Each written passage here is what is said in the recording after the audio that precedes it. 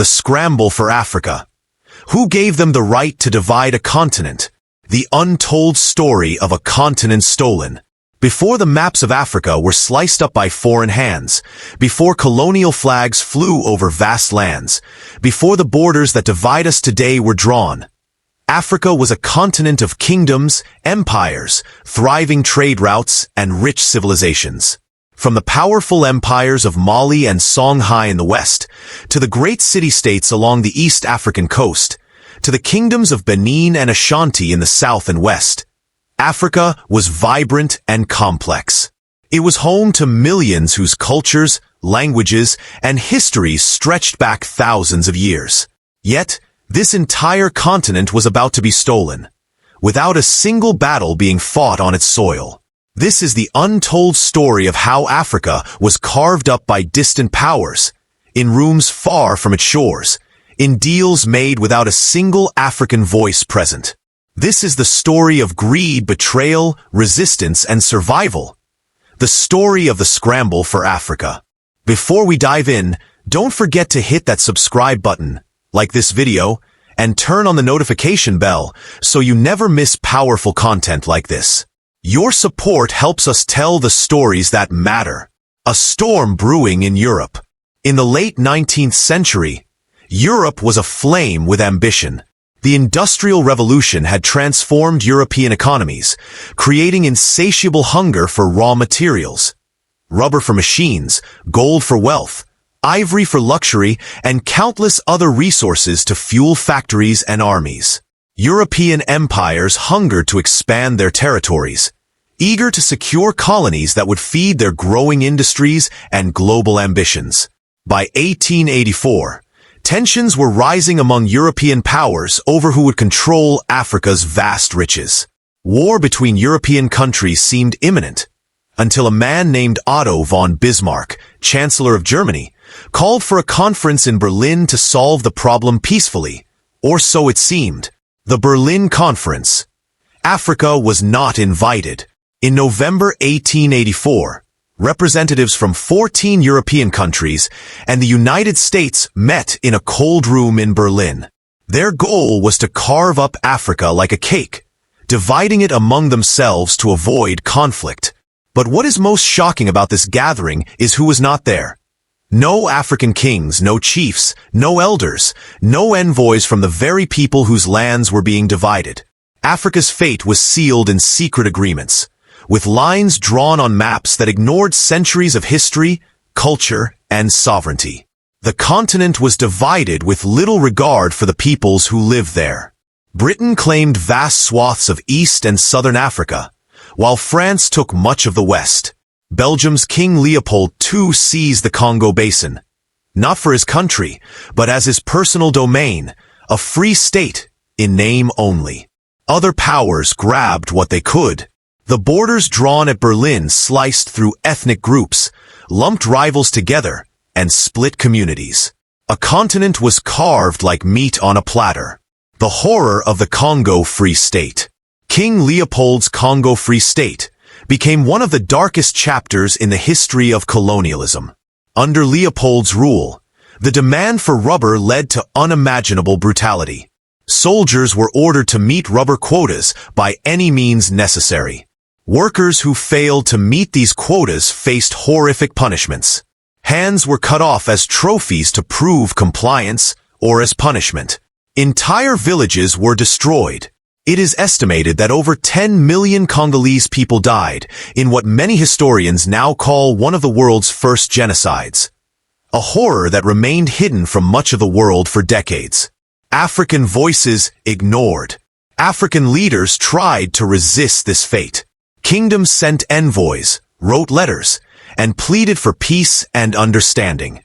But their voices fell on deaf ears. The European powers refused to listen or acknowledge African sovereignty. The continent's lands, cultures, and peoples were reduced to zones of profit and exploitation. By 1900, more than 90% of Africa was under European control. Entire civilizations were disrupted. Languages were outlawed and cultures demonized. Yet beneath this darkness, The seeds of resistance were already beginning to sprout. The spirit of resistance. Africa was not a silent victim. The continent did not kneel quietly under foreign boots. From deserts to forests, mountains to coasts, resistance blazed across the continent.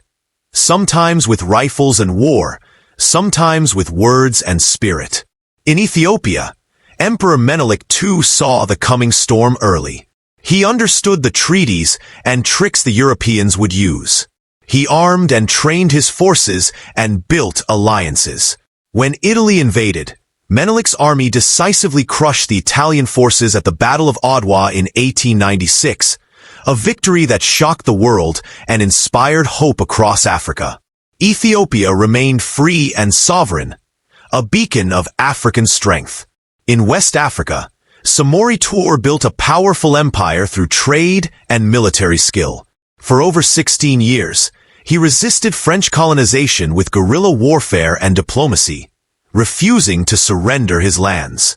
Long before colonizers arrived in what is now Nigeria, Queen Amina of Zaza commanded armies and built fortified walls around her city. Later, other fierce queens rose to lead resistance. One of the most famous was Yasantua of the Ashanti Kingdom, who in 1900 led a rebellion against the British, declaring, "If the men will not fight, I will." Her courage is remembered as a symbol of defiance and female strength. In southern Africa, the legendary Shaka Zulu revolutionized warfare and statecraft, creating a powerful kingdom. His legacy inspired later uprisings and resistance against colonial powers in both the Zulu lands and among neighboring peoples like the Shona in Zimbabwe, led by figures such as Mbuya Nahanda and Sekuru Kaguvi. Resistance wasn't only on battlefields. It was in poems, songs, secret schools, prayers, and everyday acts of defiance. Africans protected their languages, passed down stories, and sang freedom in hidden spaces. This was not passive suffering, but unyielding resistance.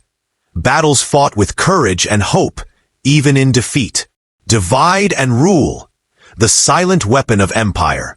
When brute force alone could not maintain control, European powers used a more insidious weapon: divide and rule. Under the guise of civilizing missions, colonial rulers exploited existing ethnic tensions and created new divisions.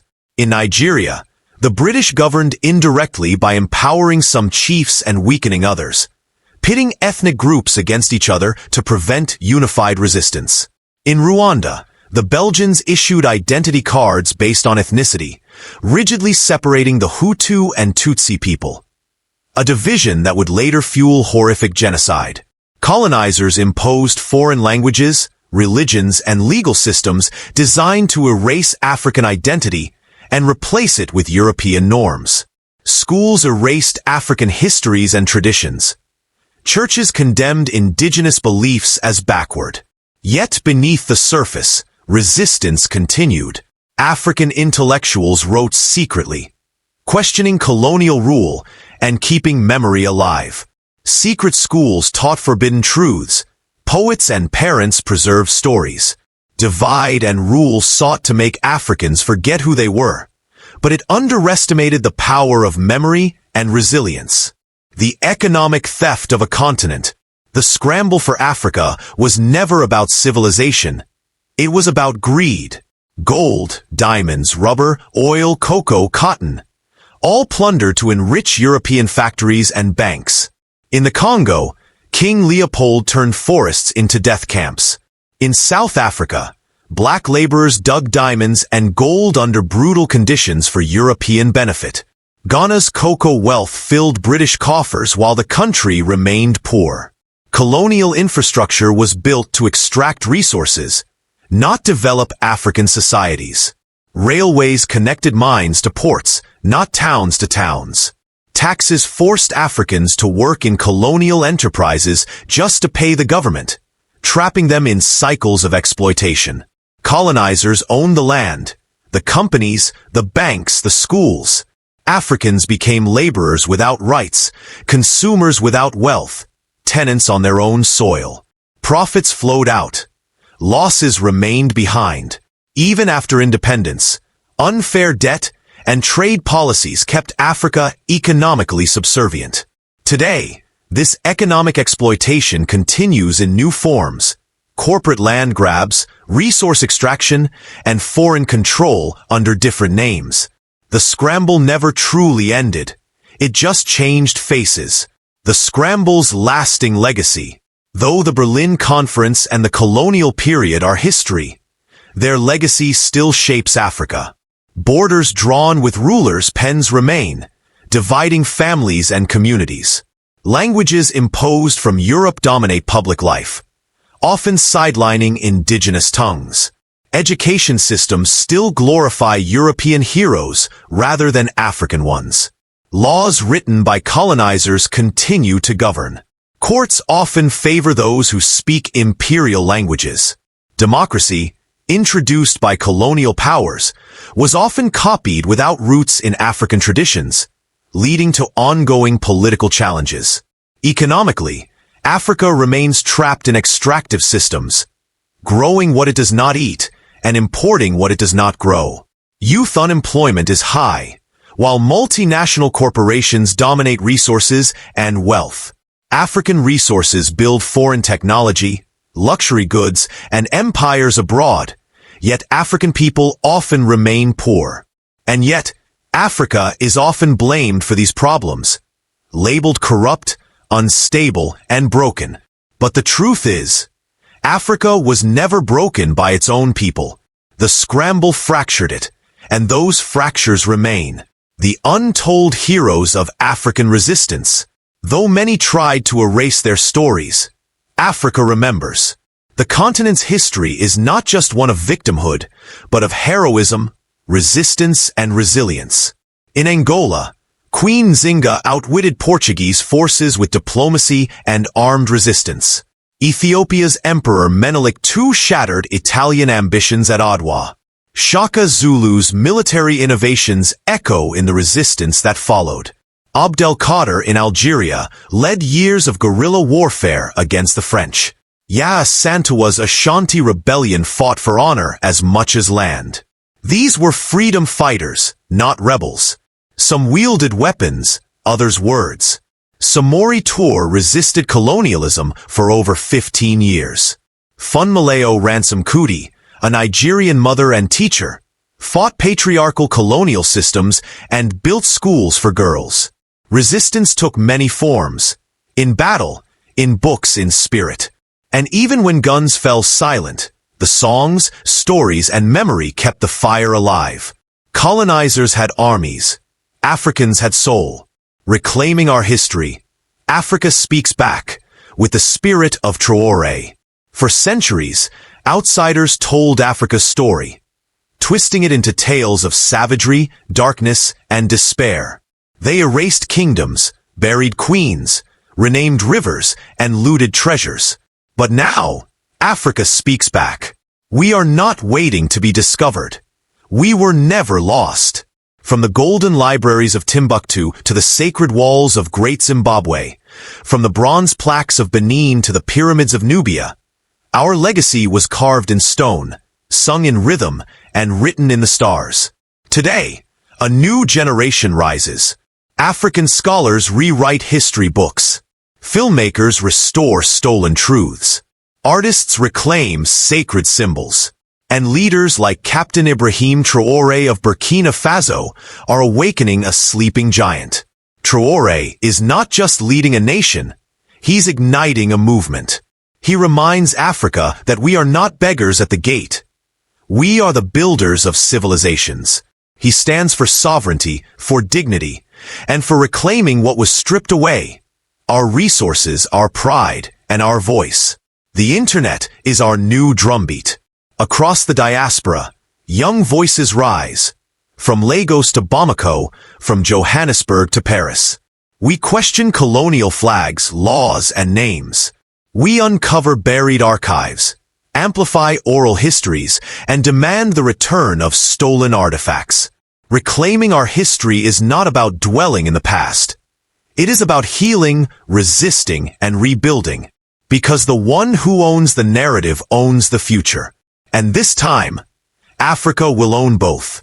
We are more than victims. We are visionaries. We are the children of warriors, kings, queens, and wisdom keepers. The colonial scramble took our voice. But leaders like Traoré are helping us take it back. Africa is no longer whispering. We are roaring. If this message has stirred your spirit, challenged your thinking, or reignited your pride, stand with us. Like our video, share and subscribe. Because Africa's story isn't over.